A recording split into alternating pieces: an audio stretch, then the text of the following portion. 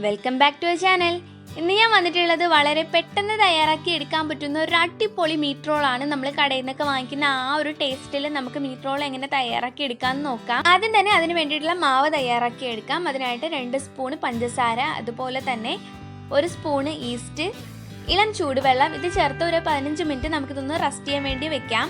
ഞാൻ ബ്രെഡ് വെച്ച് ഇതുപോലെ മീറ്റ് റോൾ തയ്യാറാക്കി എടുക്കുന്ന ഒരു വീഡിയോ കൂടി അപ്ലോഡ് ചെയ്തിട്ടുണ്ട്. അപ്പോൾ അതാണ് എളുപ്പമെന്ന് തോന്നുകയാണെന്നുണ്ടെങ്കിൽ അങ്ങനെ ചെയ്താലും മതിയാവും. ഞാൻ 1.5 കപ്പ് മൈദയാണ് എടുത്തിട്ടുള്ളത്. ഇത് നമുക്ക് അതിലേക്ക് ഇതൊന്ന് ഒഴിച്ചു കൊടുക്കാം. ഇനി ആവശ്യത്തിന് ഉപ്പ് ചേർത്ത് കൊടുക്കാം. അതുപോലെ തന്നെ 1/2 കപ്പ് പാല് അല്ലെങ്കിൽ 1/4 കപ്പ് പാല് ചേർത്ത് കൊടുത്ത് നന്നായിട്ട് ഇതിനെ ഒന്ന് മിക്സ് ചെയ്തെടുക്കാം. വെള്ളത്തിന് പകരം നമ്മൾ പാല് മിക്സ് ചെയ്ത് കൊടുത്താൽ മതിയാവും. ഇല്ലാന്നുണ്ടെങ്കിൽ പാൽപ്പൊടി ചേർത്ത് കൊടുത്താലും മതിയാവും. നമുക്കിതൊരു ചപ്പാത്തിയുടെ പരുവത്തിൽ കുഴച്ചെടുത്തതിന് ശേഷം കുറച്ച് എണ്ണയൊന്ന് തടവി ഇതൊന്ന് 1.5 മണിക്കൂർ അല്ലെങ്കിൽ ഒരു 2 മണിക്കൂർ ഒന്ന് റെസ്റ്റ് ചെയ്യാൻ വേണ്ടിയിട്ട് മാറ്റി വയ്ക്കാം. അപ്പോഴത്തേക്കും നല്ലപോലെ പൊള്ളി വരുന്നതായിരിക്കും. ഇനി അതിന് വേണ്ടിയിട്ടുള്ള ഫില്ലിങ് തയ്യാറാക്കി എടുക്കാം.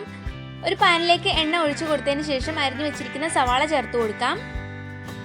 സവാള ഒന്ന് വാടി വരുന്ന സമയം ആകുമ്പോഴത്തേക്കും അതിലേക്ക് പച്ചമുളക്, അതുപോലെ തന്നെ ജിഞ്ചർ ഗാർലിക് പേസ്റ്റ് ചേർത്ത് കൊടുക്കാം. എരിവ് അനുസരിച്ചിട്ട് പച്ചമുളക് ചേർക്കാമെന്നാണ്. ഞാൻ ഒരു പച്ചമുളകേ എടുത്തിട്ടുള്ളൂ. അതുപോലെ തന്നെ 1 സ്പൂണ് ജിഞ്ചർ ഗാർലിക് പേസ്റ്റ് ചേർത്ത് കൊടുക്കാം. ഇനി അരിഞ്ഞു വെച്ചിരിക്കുന്ന ക്യാരറ്റ് ചേർത്ത് കൊടുക്കാം. ചെറിയ ചെറിയ രീതിയിലാണ് ഞാൻ അരിഞ്ഞെടുത്തിട്ടുള്ളത്, സ്ലൈസ് ചെയ്തെടുത്തിട്ടുള്ളത്. ഇതുകൂടി ചേർത്ത് നന്നായിട്ടൊന്ന് ഇളക്കി കൊടുക്കാം. ഇനി ആവശ്യത്തിന് ഉപ്പ് കൂടി ചേർത്ത് കൊടുക്കാം.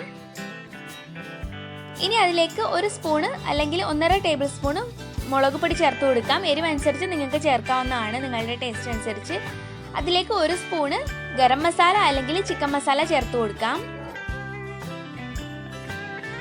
ഇനി ഇതിലേക്ക് കുരുമുളക്, ഉപ്പ്, മഞ്ഞൾപ്പൊടി ചേർത്ത് വേവിച്ചെടുത്ത ചിക്കൻ പൊടിച്ചത് ചേർത്ത് കൊടുക്കാം.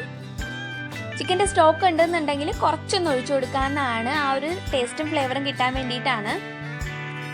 പിന്നെ അതുമല്ല ഉള്ളി നല്ല രീതിയിലൊന്ന് വെന്ത് കിട്ടുകയും ചെയ്യും. ഇനി അതിലേക്ക് ഗരം മസാല പൊടി ചേർത്ത് കൊടുക്കുകയാണ്, 1/4 ടേബിൾ സ്പൂണ്. അതുപോലെ തന്നെ മല്ലിപ്പൊടി ചേർത്ത് കൊടുക്കുകയാണ്. മുളക് പൊടി ഒരു നുള്ളു കൂടി ഞാൻ ചേർത്തിട്ടുണ്ട്, കളർ കുറവായതുകൊണ്ട്.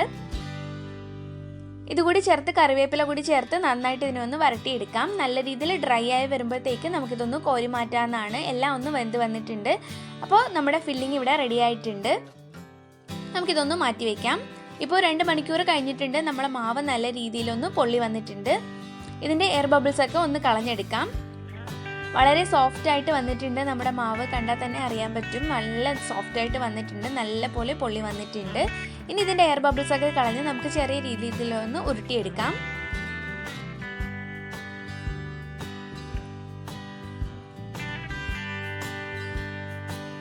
അത്യാവശ്യം വലുപ്പത്തിന് തന്നെ നമുക്കിതൊന്ന് ഉരുട്ടിയെടുക്കാവുന്നതാണ്. തീരെ ചെറുതായിട്ട് ഉരുട്ടിയെടുക്കണ്ട. അപ്പോൾ ഈ ഒരു വലുപ്പത്തിന് ഉരുട്ടിയെടുത്ത് നമുക്ക് എല്ലാം ഒന്ന് മാറ്റി വയ്ക്കാം.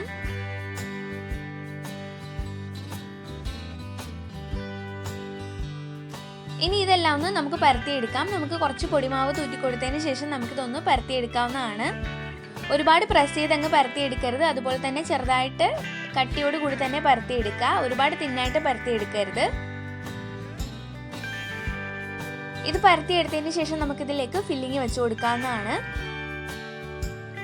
ഇല്ലാന്നുണ്ടെങ്കിൽ എല്ലാം ഒന്ന് പരത്തിയെടുത്തതിന് ശേഷം ഫില്ലിങ് വെച്ച് കൊടുത്താലും മതിയാവും. ഇപ്പോൾ ഞാൻ എല്ലാത്തിലും ഇതൊന്ന് ഫില്ലിങ് വെച്ച് കൊടുക്കുകയാണ്.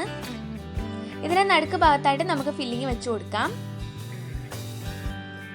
ഇനി നമുക്ക് കുറച്ച് വെള്ളം കയ്യിൽ തൊട്ടതിന് ശേഷം നമുക്കിതിൻ്റെ അരിവ് ഒന്ന് ഒട്ടിച്ചു കൊടുക്കാവുന്നതാണ്. ഞാൻ കുറച്ച് വെള്ളം തൊട്ട് ഇതിൽ നിന്ന് വെച്ച് കൊടുത്തതിന് ശേഷം നമുക്കിതിൻ്റെ അരിവ് ഒന്ന് ഒട്ടിച്ചു കൊടുക്കാം.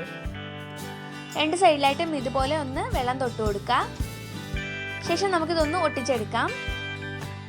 ഇനി നമുക്കിതൊന്ന് റോൾ ചെയ്ത് കൊടുക്കാം. നമ്മുടെ ഇഷ്ടമുള്ള ഷേപ്പിന് നമുക്കിത് തയ്യാറാക്കി എടുക്കാവുന്നതാണ്. ഇത് റോൾ ചെയ്ത് കൊടുക്കുമ്പോഴത്തേക്കും എല്ലായിടത്തും ഒന്ന് നമ്മുടെ ഫില്ലിംഗ് ഒക്കെ ആകുന്നതാണ്. ഇനി നമുക്കിതൊരു 15 മിനിറ്റ് റെസ്റ്റ് ചെയ്യാൻ വേണ്ടിയിട്ട് മാറ്റി വയ്ക്കാം. അപ്പോഴത്തേക്കും നമ്മുടെ മാവ് നല്ലപോലെ സോഫ്റ്റ് ആയിട്ട് കിട്ടുന്നതായിരിക്കും. അതുപോലെ തന്നെ നമുക്ക് എല്ലാം ഒന്ന് തയ്യാറാക്കി എടുക്കാം. ഞാനിതിൻ്റെ ഫുൾ ഭാഗത്തായിട്ടും റൗണ്ട് ഭാഗത്തായിട്ടും മുഴുവനായിട്ട് വെള്ളം തൊട്ട് കൊടുക്കുകയാണ്. ഇങ്ങനെ ചെയ്താലും മതിയാവും. പെട്ടെന്ന് ഒട്ടി കിട്ടാനായിട്ട് ഇതാണ് ഏറ്റവും എളുപ്പമുള്ള വഴി.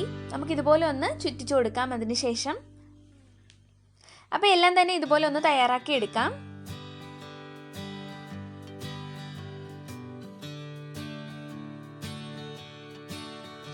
ഇനി നമുക്ക് ബ്രെഡ് ക്രംസിലേക്ക് മുക്കാനായിട്ട് ഞാൻ ഒന്നുകിൽ മുട്ട ബീറ്റ് ചെയ്തെടുക്കുക, ഇല്ലാന്നുണ്ടെങ്കിൽ മൈദ കുറച്ച് വെള്ളത്തിൽ ഉപ്പ് ചേർത്ത് ഒന്ന് കലക്കിയെടുത്താലും മതിയാവും. ഇനി ബ്രെഡ് ക്രംസ് പൊടിച്ചതിന് ശേഷം നമുക്ക് അതിലേക്ക് ഇട്ട് കൊടുക്കാം. ബ്രെഡ് ക്രംസിന് പകരമായിട്ട് റസ്ക് പൊടിച്ചെടുത്താലും മതിയാവും. അപ്പോൾ ഇതെല്ലാം ഒന്ന് മുക്കിയെടുക്കാം. നമുക്ക് മാവിലേക്ക് മുക്കിയെടുത്തതിന് ശേഷം ഇതെല്ലാം ഒന്ന് റെഡിയാക്കി എടുക്കാം. അതുപോലെ തന്നെ എണ്ണ നന്നായിട്ട് ചൂടായി വരുമ്പോഴത്തേക്കും നമുക്ക് അതിലേക്ക് ഇട്ട് കൊടുക്കാം റെഡിയാക്കി വെച്ചിരിക്കുന്ന മീറ്റ് റോളെല്ലാം. ഇനി രണ്ട് സൈഡും നല്ല രീതിയിലൊന്ന് ഗോൾഡൻ കളർ ബ്രൗൺ ആവുന്നവരെ നമുക്കിതൊന്ന് മറിച്ചിട്ട് കൊടുക്കാം. ഒരുവിധം മൊരിഞ്ഞ് വരുമ്പോഴത്തേക്കും നമുക്കിതൊന്ന് മറിച്ചിട്ട് കൊടുക്കാം. എണ്ണ ഒരുപാട് തന്നെ ചേർക്കേണ്ട കാര്യമൊന്നുമില്ല. ഇതൊന്ന് മുങ്ങിക്കിടക്കാൻ പറ്റുന്ന ഒരു എണ്ണ മാത്രം മതിയാവും. രണ്ട് സൈഡും നല്ല രീതിയിൽ ഗോൾഡൻ കളർ ബ്രൗൺ ആകുമ്പോഴത്തേക്കും നമുക്കിത് കോരി മാറ്റാം. ഭാഗം നല്ല ക്രിസ്പിയും ഭാഗം നല്ല സോഫ്റ്റും ആയിട്ടുള്ള നമ്മളെ മീറ്റ് റോള് ഇവിടെ റെഡി ആയിട്ടുണ്ട്. നമുക്കിതെല്ലാം ഒന്ന് കോരി മാറ്റാം. അപ്പോൾ നിങ്ങൾക്ക് എൻ്റെ വീഡിയോ ഇഷ്ടമാണെന്നുണ്ടെങ്കിൽ ലൈക്ക് ചെയ്യാനും ഷെയർ ചെയ്യാനും സബ്സ്ക്രൈബ് ചെയ്ത് സപ്പോർട്ട് ചെയ്യാനും മറക്കരുത്. ഈ വീഡിയോ ഇഷ്ടമാണെന്നുണ്ടെങ്കിൽ എല്ലാവർക്കും ഷെയർ ചെയ്ത് കൊടുക്കാനും മറക്കരുത്. ട്രൈ ചെയ്ത് നോക്കിയിട്ട് അഭിപ്രായങ്ങൾ കമൻറ്റ് ചെയ്യുകയും ചെയ്യണം. അപ്പോൾ എല്ലാവർക്കും നമുക്കിനി ഒരു പുതിയൊരു വീഡിയോ ആയിട്ട് കാണാം.